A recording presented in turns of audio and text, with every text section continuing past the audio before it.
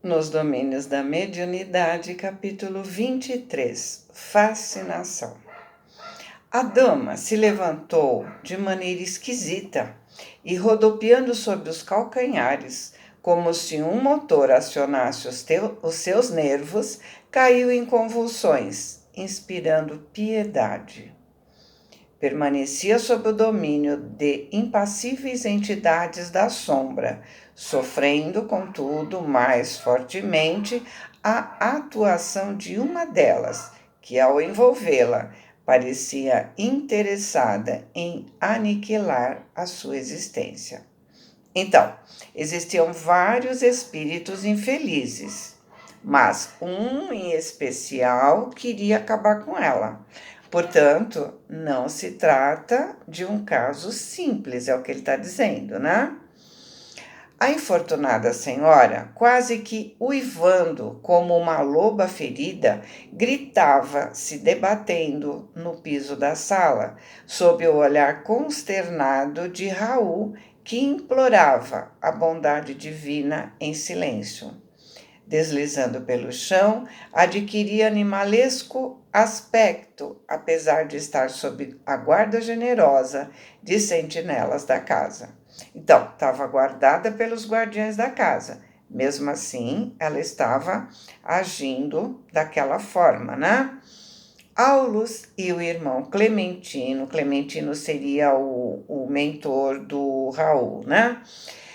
Usando os avançados recursos magnéticos, interferiram no deplorável duelo, forçando o obsessor a se desvencilhar, de certo modo, da enferma que continuou, ainda assim, dominada por ele, a estreita distância. Após reerguer o doente, auxiliando-o a se sentar ao lado do marido, nosso instrutor se apressou em nos explicar. É um problema complexo de fascinação. Fascinação é um ponto acima da obsessão, é um domínio maior. É quando o obsessor tem capacidade de domínio, de poder sobre a mente do obsediado. Nossa irmã permanece controlada por terrível hipnotizador desencarnado, ajudado por vários companheiros que se deixavam vencer pelas teias da vingança. No ímpeto de ódio com que se lança sobre a infeliz, se propõe humilhá-la, utilizando-se da sugestão. Não fosse a ajuda fraterna que veio recolher neste santuário de prece, em transes como este, seria vítima integral da licantropia deformante. Licantropia é a capacidade de se transformar em animal.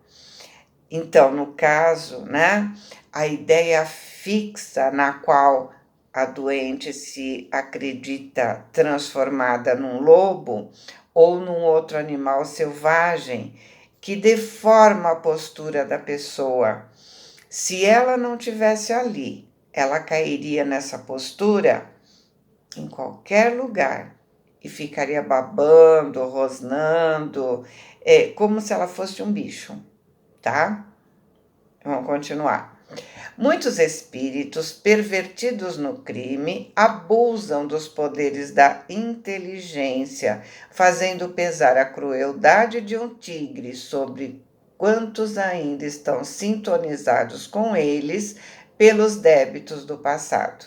Então, a gente tem que lembrar que a inteligência é neutra, né?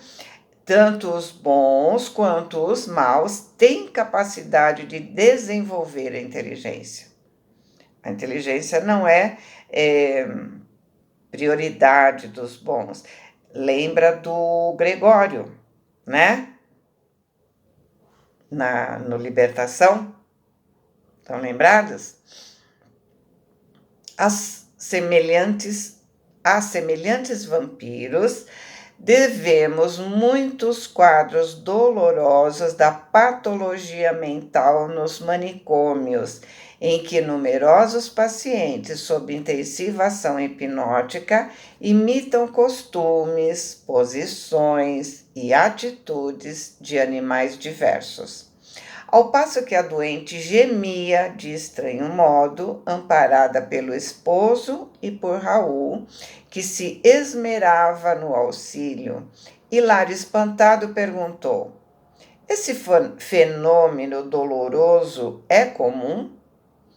Muito generalizado nos processos expiatórios em que os espíritos associados na delinquência descambam para a esfera vibratória dos brutos, esclareceu nosso orientador, ainda que estivesse ajudando a beneficiar a enferma, cujo cérebro prosseguia governado pelo insensível perseguidor como brinquedo em mãos de criança.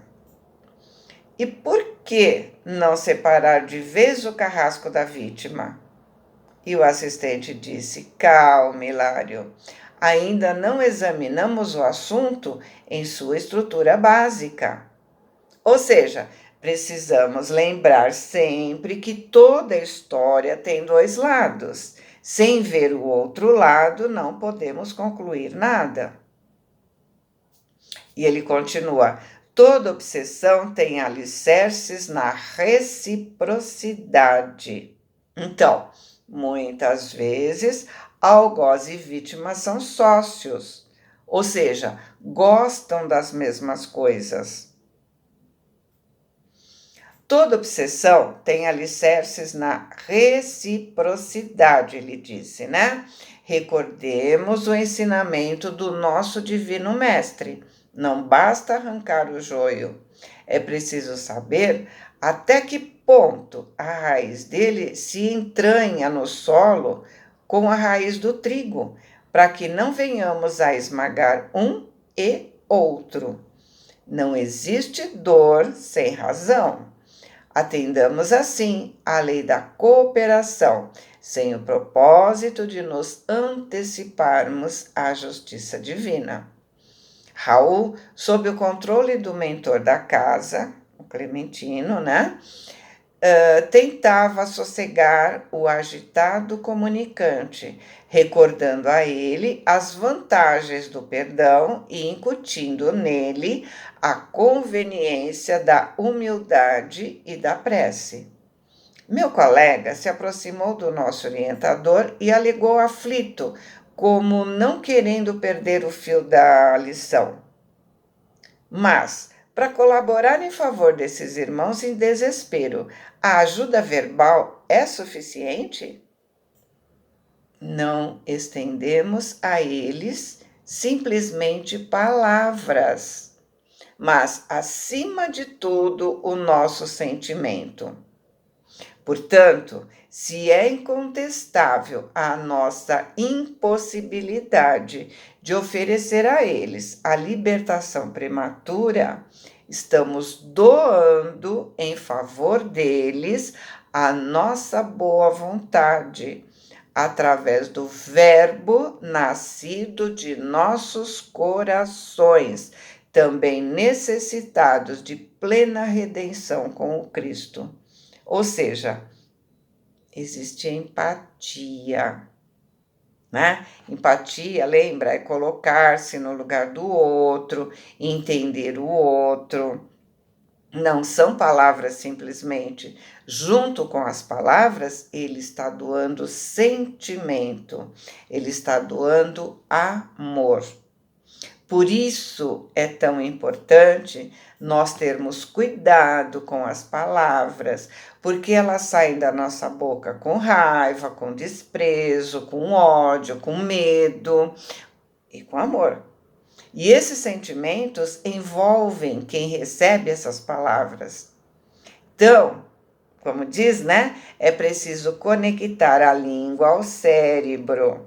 Muitas vezes machucamos as pessoas com as palavras que usamos. Temos que ter responsabilidade com nossos pensamentos e com as nossas palavras.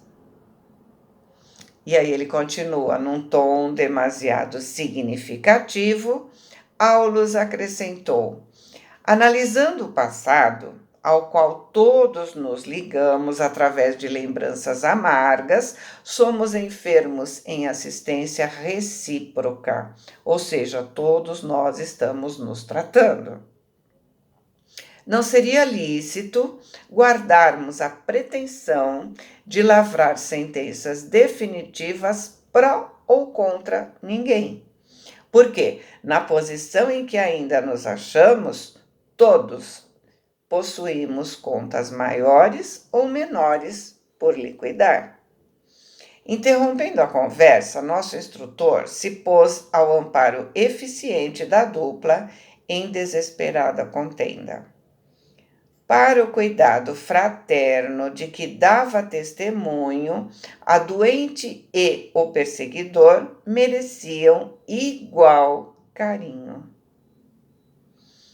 Aplicou passes de desobstrução à garganta da enferma e, em breves instantes, o verdugo, quer dizer, aquele espírito algoz, né, o perseguidor, começou a falar através dela numa algaravia, ou seja, numa linguagem incompreensível, uma linguagem muito confusa, cujo sentido literal não conseguíamos perceber.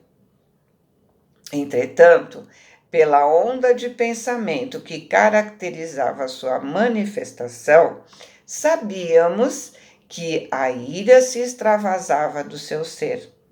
Então, não conseguíamos entender o que estava sendo dito, mas o ódio era nítido.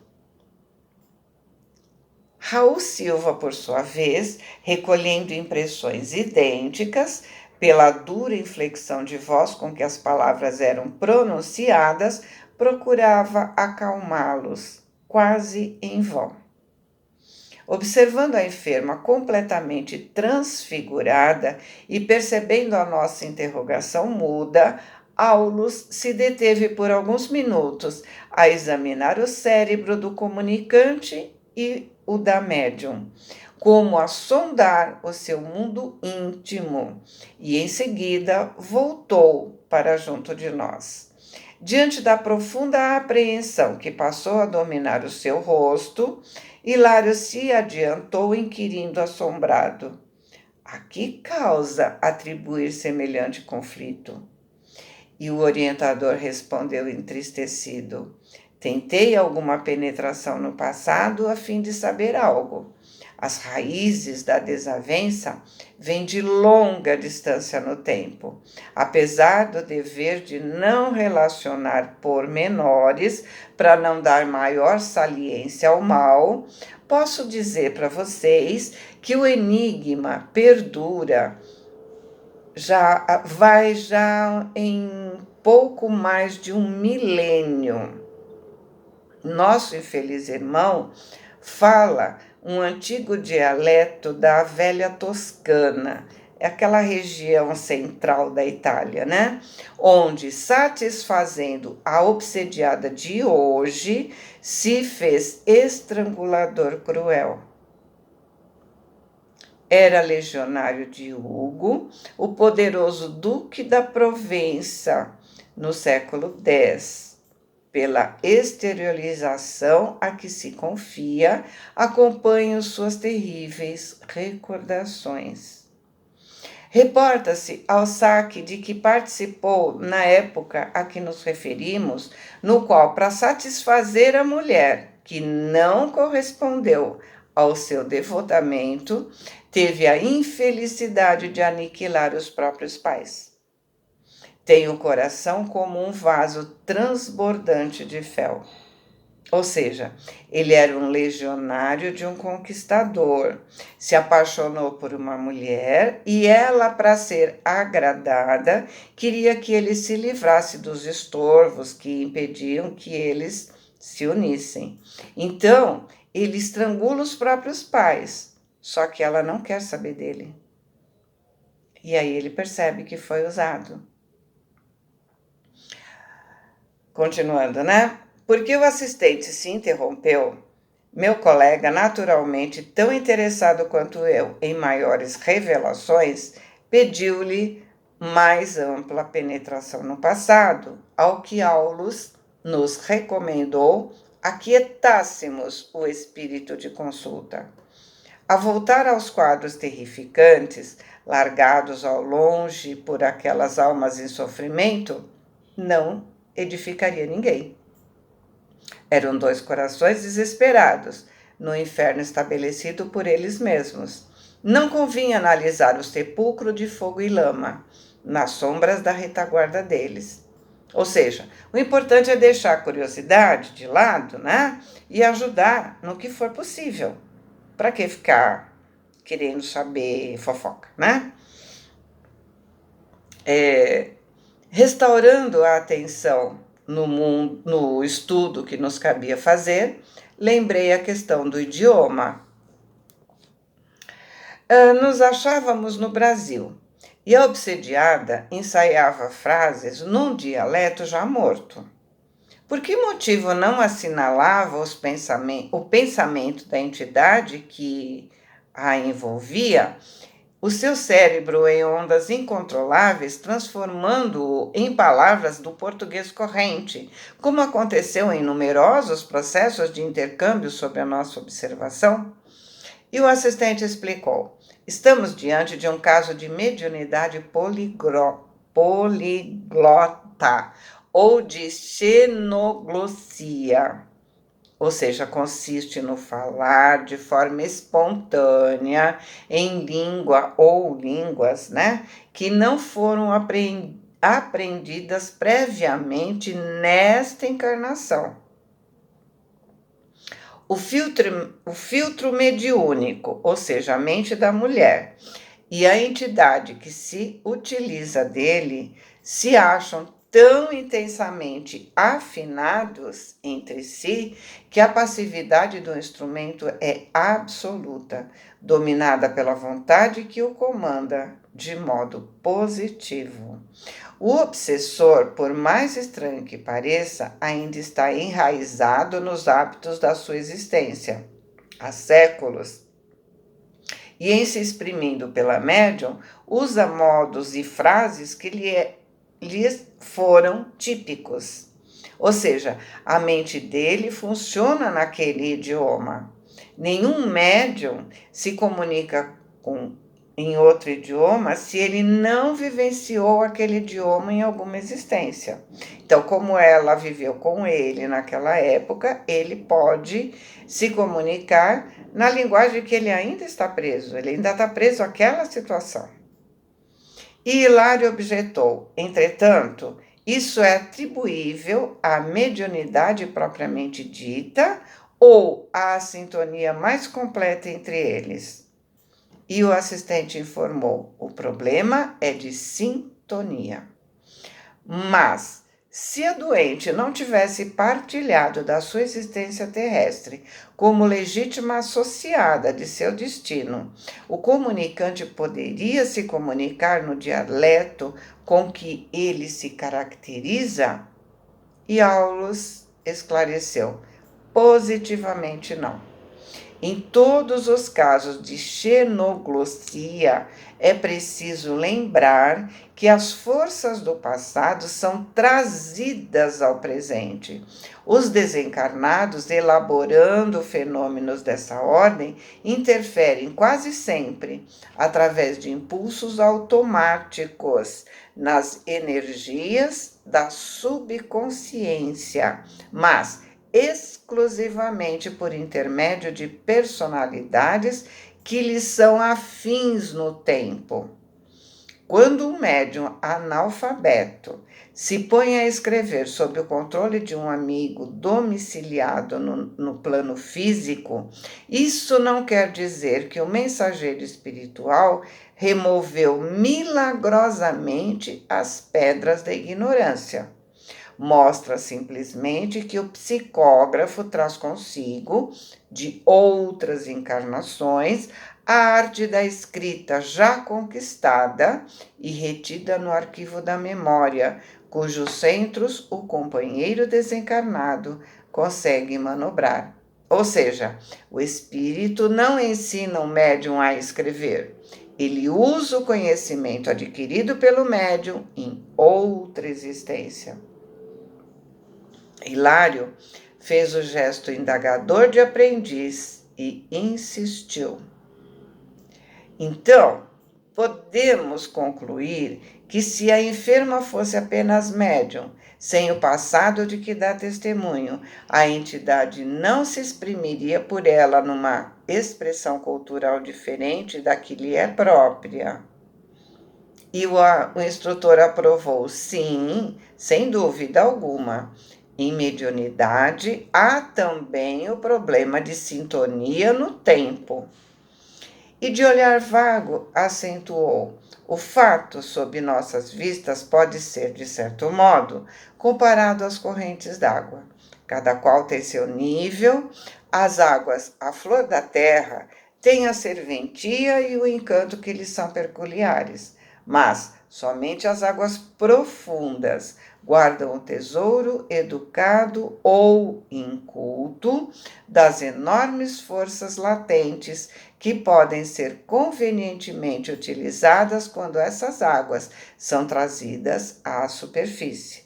Ou seja, os sentimentos que estão no subconsciente podem ser trazidos ao consciente para serem utilizados.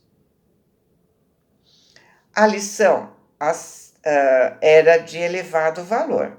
No entanto, era necessário agir no trabalho assistencial.